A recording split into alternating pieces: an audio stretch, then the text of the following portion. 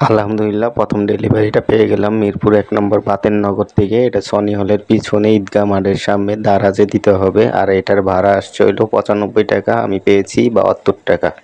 Second পার্সেলটাও পেয়ে গেছি। এটা যাবে হলো মিরপুর নিউ মার্কেট থেকে। এটা যাবে হলো মিরপুর ১২ নম্বর বাস স্ট্যান্ড। আর এই যে নিউ মার্কেটে আমি চলে পার্সেলটা আমাকে দিয়ে গিয়েছে। আর এটা এখন যাবো আমি ১২ খুব কাছেই, বেশি সময় লাগবে না। আর আমি এই যে চলে আসছি ১২ নম্বর। দেখেন ১২ নম্বর ভাইয়াকে ফোন দিছি, ভাইয়া উপরে যেতে বলছে। উপরে আমি যাবো না, বলছি সাইকেল নিয়ে যাবে। বলছে সাইকেল নিয়ে আসেন। আমি বলছি না, সাইকেল নেওয়া যাবে না, আপনি একটু কষ্ট করে ভাইয়া নিচের থেকে নিয়ে যান। আর এটার ভাড়া আসছে হইলো আপনার ৳১১৬ আর আমি পেয়েছি ৳৮৮। তো চলেন নেক্সট ট্রিপ কখন আবার পাই আপনাদের সাথে আবার কথা হবে ইনশাল্লাহ। আলহামদুলিল্লাহ, ৩ নম্বর ডেলিভারিটা পেয়ে গেছি। আর এটা যাবে হলো মিরপুর ১১ নম্বর থেকে বনানী কবরস্থান। আর এই যে পার্সেলটা আমি এখন নিয়েছি। আর এটা অনেকগুলো বস্তা, মনে হয় সম্ভবত ওনারা বাসা। আর এটার ভাড়া আসছে হলো আপনার ৳১৫২ আর উনি আমাকে দিয়েছে হলো ৳১৬০। আর আমি পেয়েছি ৳১১৭। আর এই যে চলে এসে ফোন দিছি, উনি একটু লোকেশনটা ভুল দিছে। আবার বনানী কবরস্থানে যাইতে হবে,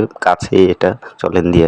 আলহামদুলিল্লাহ, ৪ নম্বর ডেলিভারিটা পেয়ে গেছি। আর এটা হচ্ছে পশ্চিম সড়ক। আর যাবে হলো পার্সেলটা ধানমন্ডির সাথে। ওই যে পার্সেলটা আমি নিয়েছি, এখন লিফটের জন্য ওয়েট করতে। লিফটটা উপরে চলে গেছে, এখন আসবে। আসলে আমি নিচে চলে যাব, নিচে যেয়ে পার্সেলটা সুন্দরভাবে পৌঁছায় দিব। আর এটার ভাড়া আসছে হলো আপনার ৳১৪১। আর পাঠাওকে আমি কমিশন দিয়ে পেয়েছি ৳১০৮।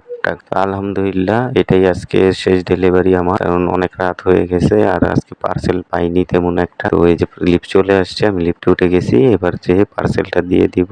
এই যে আমি ধানমন্ডি চলে আসছি, হসপিটালের ভিতরে দিয়ে আসছি। আর আমার আজকের জন্য এখানে পার্সেল ডেলিভারিটা কমপ্লিট করলাম। নেক্সট আবার আসেন, এবার সারাদিনে আমি কি করলাম আলোচনা করি। আর কত টাকা মারলাম পার্সেল, কত টাকা পেলাম, আর হচ্ছে কয়টা টিপ মারলাম। সারাদিনে আমি বের হয়েছি ২:৩০টার দিকে। আর প্রথম টিপ পেয়ে গেছিলাম আমি ৩টার দিকেই, কিন্তু ৩টা দিয়ে পেলেও কি, এটা আমি ৩.৫ কিলোমিটার দূরে যেয়ে তারপরে টিপটা আনতে হয়েছে। যেহেতু আমি প্রথম টিপ কখনোই ছাড়ি না, প্রথম টিপ নেই যত দূরেই হোক। তো ওটা কমপ্লিট করার পরে অনেকক্ষণ বসেছিলাম। বসে যাওয়ার পরে তারপরে প্রায় ১.৫ ঘন্টা বসে থাকার পর সেকেন্ড টিপটা পাই। সেকেন্ড টিপটা মারার পরে তারপর কিছুক্ষণ পরেই আবার তৃতীয় টিপটাও পেয়েছি। তৃতীয় টিপটা পাওয়ার পরে আমি বনানী দিয়ে আসছি। বনানী দেওয়ার পরে ওইখান থেকে একদম খালি আসতে হয়েছে, একদম সাইড পিঠে খালি আসছি। সাইড পিঠে আসা কিছুক্ষণ পরে আমি পেয়েছি ধানমন্ডিতে পীরের বাগের থেকে, শেওড়াপাড়ার থেকে, পশ্চিম শেওড়াপাড়ার থেকে যাবে হলো তো এটা পেয়েছি। এটা কমপ্লিট করে আমার ৯টা, সোয়া ৯টা বেজে গেছে। তো আমার প্রায় ৬.৫-৭ ঘন্টা লেগেছে। ৭.৫ ঘন্টায় আমি পেয়েছি আপনার ৪টা টিপ মেরেছি। ৪টা টিপ আমি টোটাল পেয়েছি হলো ৳৫০৮। আর পাঠাওকে কমিশন দিয়ে আমি পেয়েছি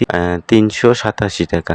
তো আলহামদুলিল্লাহ, আল্লাহ যা করে ভালোর জন্যই করে। তবে কিছু পরামর্শ দেই, পাঠাও পার্সেলে আসলে এখন অনেক রাইডার হয়তো বেড়ে গেছে, আর নইলে সাইকেলে রাইড দিচ্ছে না। তো অনেক কম পাওয়াই যাচ্ছে না, মানে এখন ইনকাম করা খুবই কষ্ট হয়ে গেছে। তারপর আলহামদুলিল্লাহ, খারাপ না, যদি একটু চেষ্টা করেন আর রেড জোন গুলোতে যেতে পারেন তো মোটামুটি ভালোই টিপ পাবেন। আর তো আমার পরামর্শ থাকবে হলো সকাল থেকে বের হয়ে মোটামুটি মাঝখানে একটু রেস্ট নিয়ে আবার সারাদিন মারলে মোটামুটি একটা ভালো ইনকাম পাবেন। এছাড়া ভালো ইনকাম পাওয়ার মতো দেখতেছি না যে আধা বেলা বের হয়ে একটা ইনকাম ভালো করবেন, তা এখন আর না। কারণ হয়তো রাইডার বেড়ে গেছে, আর নইলে বাইকদেরকে রাইড দিচ্ছে, কারণ সাইকেলে মনে হয় এখন একটু কমই দিচ্ছে। তো আলহামদুলিল্লাহ, চলতে থাকি, দেখি কি করা যায়। আস্তে আস্তে একটা না একটা উপায় আবার হবে। তো সামনে আপনাদের সাথে আরো অনেক পরামর্শ করবো। আমার চ্যানেলটা সবাই সাবস্ক্রাইব করে দিবেন। আল্লাহ।